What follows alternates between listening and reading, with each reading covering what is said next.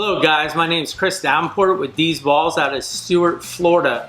Today we have Art Xeros from XtraMorphs out of Palm Beach. He came by the facility and we're going to show off some of his animals. First off, I'd like to give LJJ Reptiles a shout out. He's out of Orlando. He's a good friend of mine, Chris Paulus. He's been talking to me about wearing a shirt, and so today I am wearing it, and there's some meaning behind the shirt. He's from Michigan. He went to University of Michigan, so the colors and stuff. So thanks for the shirt, Chris, and hope you're doing well.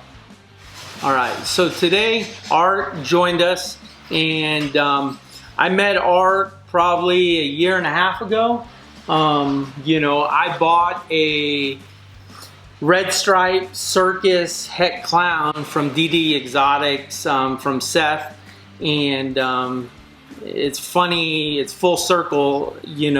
Seth bought it from Art, and then Art ended up sending it to Seth, and then I bought it, and I reached out to Art to try to find the back history of it. So can you kind of tell how that project and how you got into that red stripe circus project? I actually picked up the Circus Russo clown from Jim Steltplug out of Southwest Reptiles, or I'm not sure what even his company name is, but that's where I picked that up at. I bred it to a red stripe female, and that's where the heads came out, and that's how you got the heads from D&D Exotics. That's where I ended up getting it from. So with that project, we bought it and we brought it back home. So it's kind of a full circle coming around. So how long have you been breeding ball pythons? I've been breeding ball pythons for about 12, 13 years on balls. But before that, way back in the day, I used to do berms and retics and everything that I used to get from a guy named Mike Bell, who was in the industry. Who also is good friends with Dale down at Candy Shop, and those guys did the big berms, double het, green patternless albino berms and stuff like that for the ticks. And that's when I was younger. I was probably like from 15 to like 19. Yeah. And then I got out of it. And then when my son became age to get ball pythons, I got back into it, and it was kind of for him, and then it became my thing. Yeah. So. Nice. And he wants nothing to do with it. He doesn't. So now you have a bunch of ball pythons and stuff. Correct. One thing that I noticed with, the stuff that you create, it's not like stuff everybody else has. I mean, it's you kind of have a special niche, I'd say, in the market of, Grim, Trident, So can you talk about what you're working with and what what you're working with and what projects that you kind of have your mark on? I like to do things that others aren't doing. I try to go a different route. I don't like to have what everybody else has. Yeah. So I had Trident that I put into clowns.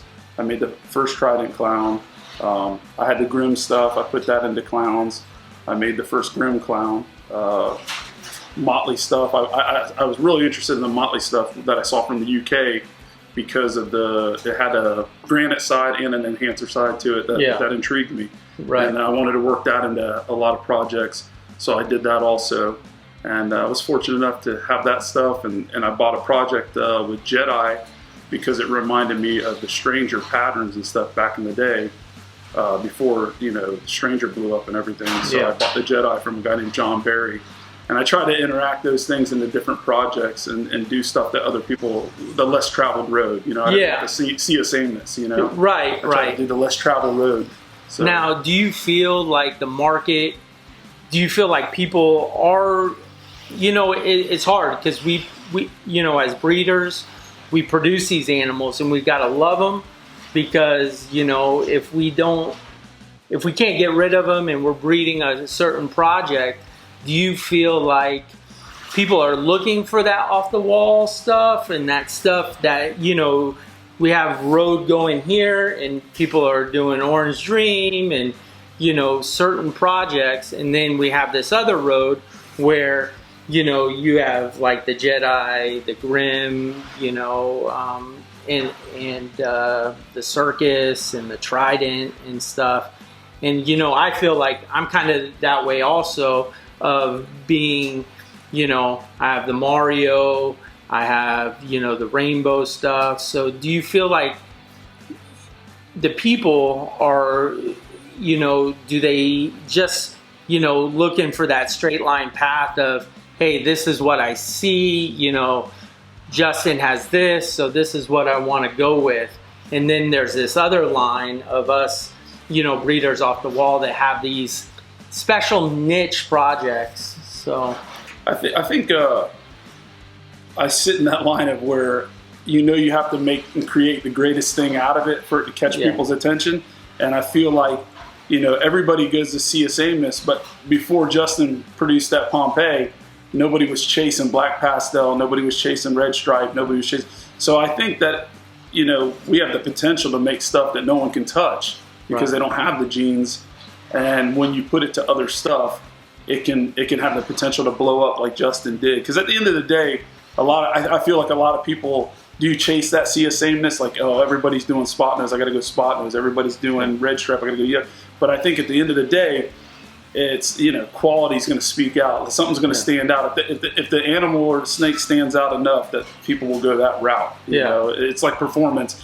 If you use a golf club and someone's, you know, sponsoring that golf club with the best golfer's name in the world, and then you put a club out that outperforms that club, but the average guy can smash a golf ball with this average club. Performance is going to outshine that guy's name. So do you feel like the market is price driven or quality driven? I mean, that's the thing that I kind of see in this market is, it's like, you know, do you price your animal based on MorphMarket of, hey, a pastel banana clown is this, but you feel like it has a better quality than, you know, this other pastel banana. So do you market it and do you price it of the lesser quality animal, or do you price it at a higher quality with a higher price to move it? I believe, once again, that speaks on whether it's unique or not. If it's unique, then obviously you want to price it. The animal's only worth what you value that animal at. Right. So at the end of the day, if you price it, if nobody has it, then you can call it unique and price it at a higher volume. Whether someone's going to buy it or not is a different game. You know, everybody, for some reason, I think that the market, a lot of people try to do the same stuff and all jump on one gene. And because someone puts something out there great, or one of the big names put something out there. But the problem with that is you know, the market's going to be flooded. You know, in the next year or two, everybody's going to be sitting on spot nose, red stripe, black pastel, heads, red, you know, all that stuff. So I think if you have stuff that's unique that other people don't have, that's an advantage to you. And I think that you can market it for what you, or price it for what you feel that it justifies the pricing. Not everybody's going to buy it. It's up to whether they're interested in it or not. But I think in the long terms, it would be smarter for people to buy that animal than to buy, or that snake or that morph, than to go buy something that's already out there a million times. And because at the end of the day, I feel like if there's a million red striped spot nose clowns out there and everything, why wouldn't everybody just go to Justin and buy that snake and then do a video like you do videos and say, hey, I got this animal thanks to Justin. I'd like to give a shout out to. And Justin's stuff's great. I love Justin. You know, I talk to Justin all the time, or we'll text and message. But at the end of the day, that's what will happen. You know, why would somebody go buy it from the average person rather than go to Justin and say, I have JKR on it? You know? And I think that's another part of the, you know, the industry hang-ups and stuff that make it difficult to sell. Yeah. So, you know, I've been, you know, when I first started my collection, I jumped on the highway. And I mean, that was the hottest thing. There was only 3 on MorphMarket. And I reached out to Shane and I bought a female, and, you know, I paid over $3,000 for a highway female. And, you know, right now it's like you can see them for $500-600. Yeah. I mean, 3 years later. And I mean, the highway is great. The freeway is great, but you can see, you can see, like, the stranger gene now. Right. The stranger gene, you couldn't find one on MorphMarket, and now there's over 20 of them on there, and it's like, okay, where did all these pop up? And it's like, everybody, I don't know if they were holding them all back and waiting for them to hit the market to get the value, or do you feel like, it's just, that's now, it came and everybody, it's is that the next gene? Because it's a codominant gene, right, and it's not a recessive, or it doesn't take time. I mean, you buy one male, you can take it to 6 females, and that's where I see kind of the market is on some of those genes. Yeah, I mean, think how people with the banana felt. When male makers, those things were selling for 25,000, in the bundles, and now you get them for $200, $100. Yeah. So it's the same thing with that. But I mean, in my opinion, the stranger has so much potential. I love the gene. The stranger has so much potential, but there's going to be more out there. And then when people have males breeding now and everything, eventually it's going to get out there, and that's going to drive the price down. When 1 million people have males, that's just, it's like a pyramid scheme or anything else.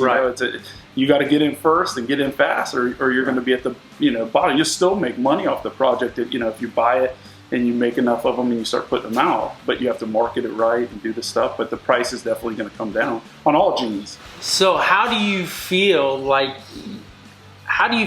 you keep the market up on certain animals? I mean, is there any way to keep that market going and keeping, without the recessives in there? Recessive animals are always going to keep their value to a certain extent, but how do you, I was talking to Billy from Mutation Creation last night, and he told me he paid, like, for a pastel spider, like 15 years ago, he paid like 35 grand for it. And it was like the most he ever spent on an animal. And it was like, now you can buy a pastel spider for 150, 200 bucks. And with the spider gene now, you can, it's probably a lot harder to get rid of them. But I think like marketing, like I talk with my buddy Dale all the time about marketing, and he thinks like Justin's the best out there in marketing. Yeah. And he does the videos like what you're doing and stuff like that, and trying different routes and mixing it with different morphs to make different combos helps a lot. But definitely, I think the industry has gone to where it's videos and pictures and all that stuff, to where that's the next level stuff, that marketing and how you market yourself and doing videos and putting it out there and putting it in front of people's faces.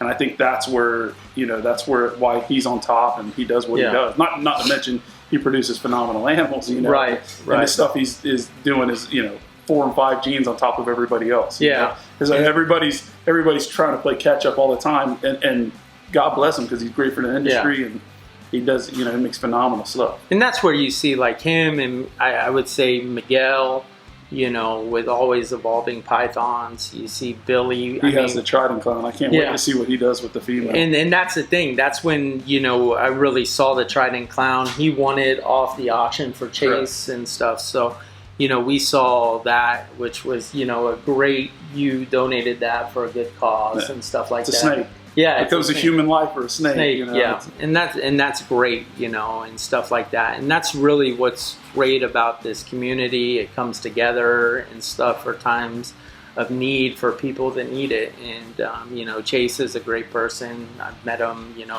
I met him just in Arlington and talked to him for a little bit and stuff. But the thing is like, you see those people, and you see those people getting those projects from you, and what they do with it and stuff like that is great. So at least you can leave a mark. Even at the end of the day, when somebody comes back to a gene, you can say, hey, I produced that. You can be known for that gene or something, which is cool. Little stamp, time stamp of what you've done and the work you put in and the effort you put into doing something. Right, definitely. So I want to show off a couple of the snakes that I have here at the facility from Art, and then he brought some snakes to show off also, and we're gonna talk about those. So I'll bring a couple of snakes out and we'll talk about them, and then you'll kind of, if you can point out what you see in them, and one will be the red stripe circus, het clown, it just shed, and then I have the pastel Motley clown, and then I have the Mario Inchi lesser Mario female. So I'll bring those out. We'll look at those, and then we'll look at the animals you brought to show off. Sure. So this is the snake that I got that brought me and Art together. So right here we have the red stripe circus het clown. So can you talk about this snake and the circus or the red stripe? And we've had a few conversations that it might not be a red stripe circus clown. Correct. Right. So can you tell what you see in the snake, that the viewers can look at and see what you're looking for in these genes to tell this snake from what it is to just a normal ball python? When I hatched the first clutch that I hatched of these, I called Jim because I knew he had worked with Russo, and the first set of these that came out, even this one has Russo patterns all throughout it. So I would call Jim and or message him and say, Jim, you sure this isn't Russo clown? Yeah. Instead of just circus. And then he let me know that mine was a Russo circus. Okay. Because I had made some more granite looking animals from it. So I just was asking him hey, the patterns on this really scream, this one really screams Russo look to me. These were brighter orange than the other ones that were in the clutch. Yeah. So I assumed these were the red stripes with that because no one had produced any at that time. I think I even reached out to Justin about this clutch way back then. And this was like a split joint project between me and someone else who actually sold these to Seth. I didn't sell these to Seth as the red stripe or whatever. I had nothing to do with it. He sold another one out to a guy in California with one of the guys did. And with the snake, when it went out to the guy in California, that guy had called me and told me they had made an all-white snake, putting it to a lesser or something like that. So then I knew that there was definitely Russo involved. But he also made granite-type animals from it, and clowns that look granite-type, so that must have been the circus, is what we've come to realize, is that's probably the circus that has a little of both. So that's what we learned from that project, and it enhances, and it also has the granite side. He actually hit granite and Russo-looking clowns this year. Okay. And he put it up. His name was Corey. I can't think of his last name offhand. He's out in California. But Corey something, and he had reached out to me. He wanted to buy the visual circus Jedi yellow belly that I made clown is what he wanted to buy. And she was already sold. She sold to a guy out in Salt Lake City. So this pattern on the side right here, you're feeling that's a granite style pattern. It's a Russo style pattern with the alien heads and everything, but down towards the bottom base and stuff, it has a granite look to it in some of the spots. Okay. So it could. I think it could be both. The one guy proved his, which looked exactly like this, to be both. He hit some granite type clowns and he hit some Russo clowns. Right. So I believe it's both. All right. Yeah, we haven't started breeding this one yet, so we're trying to this year we're gonna get it in with some stuff, and we'll see what it actually is. You need to hurry up and get your spot nose yellow belly clown ready for them. Yep. Yeah. So she's almost there. So. Good. So the second animal we got from Art is a pastel Motley clown female. So talk to me about, I wasn't real, I know what pastel does, I know what clown does, but before I got this snake, I don't have anything else in here that's Motley. So tell me, the genetics, how you kind of tell with the Motley gene, and what you look for. In the Motley gene, it's funny because, everybody has their take on the Motley gene. My take on the Motley gene, and I haven't proven it yet, and have done loads of rounds of breeding to try to figure it out, and I'm still scratching my head every day. But there's an enhancer side, which turns the blushing and stuff into the back, where you see all this blushing come through. And then this little square line going across the back of the head, and these little ear-looking things on the side, they call those, one of my buddy calls them ears. That's a trait on most of the pastel Motleys that you'll see on the heads. That's gonna get you. Yeah. And then the little granite speckling on the sides will also show, from the granite side. I believe there could be 2 different granite types in this guy's collection. The stuff that I got came from a guy named Jason that ended up getting rid of everything, and a lot of the guys got it from him in the UK. Yeah. I believe he's run 2 different granite types through it, and there could be 2 granite type genes at play, plus an enhancer type gene at play. Yeah. Yeah, that's what I've noticed from the breedings that I've done. Yeah. So, overall with this, I mean, what do you think? We got this in my collection now, female, not a size, but I mean, where do you think that I should take this project? Desert Ghost, with your Mario Desert Ghost, because the pastel Motley Desert Ghosts look probably the best Desert Ghost I've seen. Right. And that's a funny thing. People frown upon pastel and give it such a bad name, but they love Desert Ghost.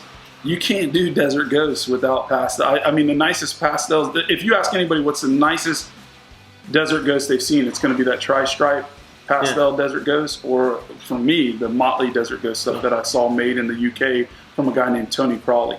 Yeah. Oh, Tony. He's the king of Monarch.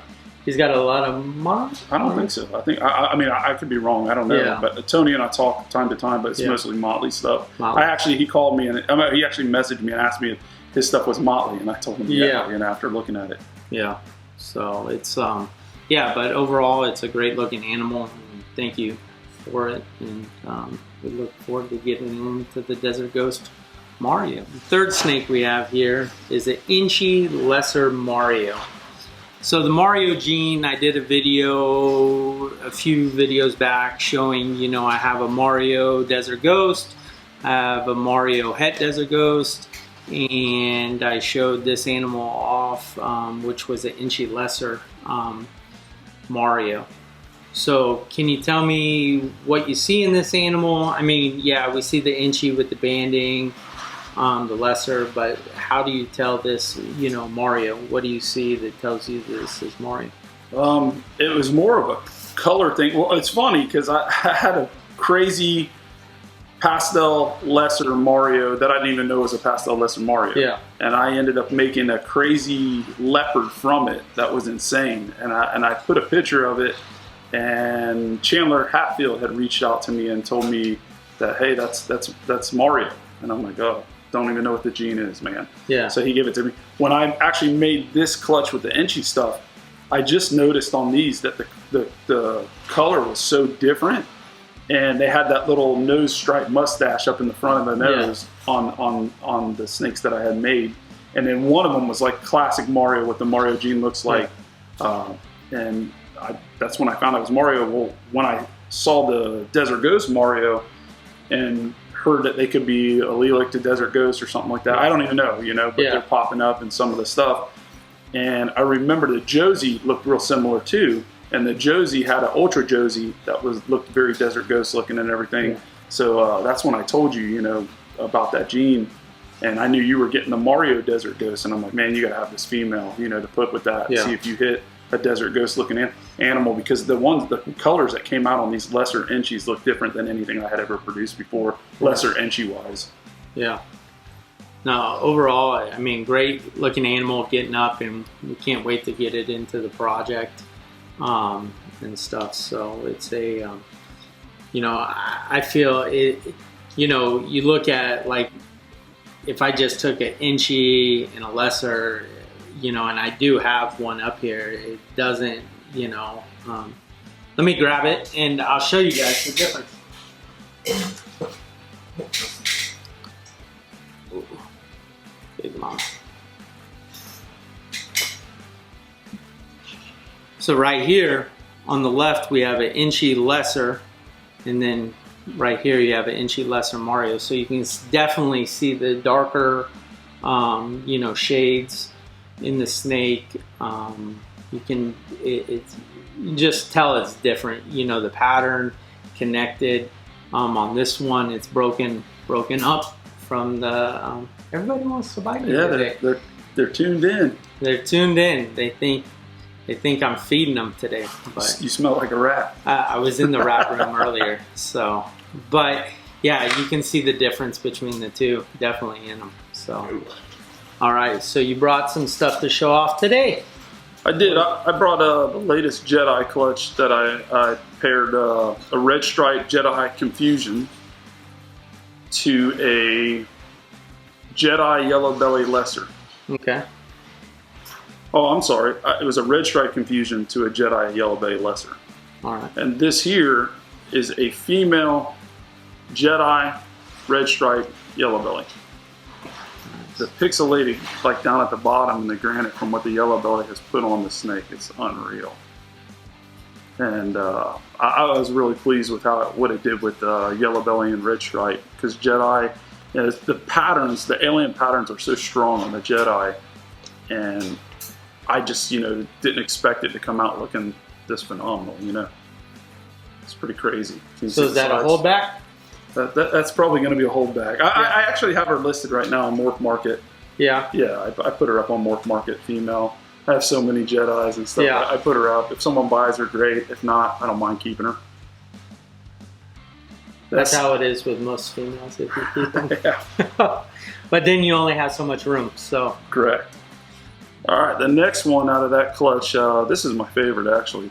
This is a Confusion Yellow Belly Red Stripe Jedi. Ooh. It really banded out the pattern on the Confusion, you know, more than I've seen. And it actually changed the head stamp. The head stamp's got like a horseshoe look to it. Really, really happy with this one. It's dark. Dark, deep dark, and just pixelated. So that's probably the belly the pattern. Confusion. Yeah, and Yeah. Jedi's dark gene too. Jedi's Okay. has a really enhancing type gene. It outlines patterns, but this is such a dark morph. I mean, you could see it if you look hard enough. Yeah. The outline around the alien heads and stuff, but it's not, you know, it's not as pronounced as it would be on some of the lessers and Jedis that I've made before. Yeah, that belly looks crazy. Oh yeah, and the belly on the backside is insane too. Ooh. Pretty crazy. That's Love the head pattern. It's a yellow belly in the Confusion. Yeah. Now, does Jedi throw crazy belly patterns? Yeah, absolutely. It does. It does also. A lot of these little markings on the side, these little bumps and everything that come up on the side. That's a Jedi thing. You see them all going around here with the white and the bumps. That do that little pixelation looking things down at the bottom. So is that a male or a female? This is a female also. Oh man. Yeah. You're hitting it with this one. Oh, we love the girls. We love the ladies. Much rather have ladies. Yes, definitely. Definitely. Sweet. All right, and the third one from that clutch, which is a male.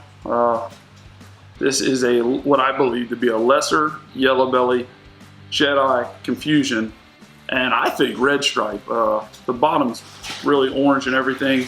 I'm not certain. I'd have to breed it and see what happens because it's such a dark gene. I don't know.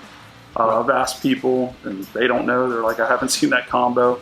Once again, all the crazy stuff on the sides from like the Jedi, right? And the pixelation. Head's got the little, almost the horseshoe like the other one has. Pretty cool snake. This is a male. Amazing. Yeah, this is a male. Belly pattern's pretty weird for lessers. They're usually all white. It's different. Really did a difference. Like what I've seen with Jedi is it really changes the pattern on leopards and Confusions and stuff like that. Yeah. Yeah. No, it looks good. Got to get that into the Atari. Oh yeah. I'm all for it. All right, thanks for coming by. You know, it's always great to have fellow breeders from this area come by, and we're going to try to do this more often. You know, and just talk about it. How can people find you? I'm under XtraMorphs, and on Facebook under David Xeris. Okay. But XtraMorphs, Instagram, that's pretty easy to find me on there. Yeah, definitely. So Xtra stands for art backwards. XTRA is ArtX. ArtX. Yeah, I like it. It's make it simple. It's very true. So. Well, thank you guys for watching. Like, subscribe, comment, you know, and keep watching the channel, and we'll keep bringing you great content. So thank you and have a great day.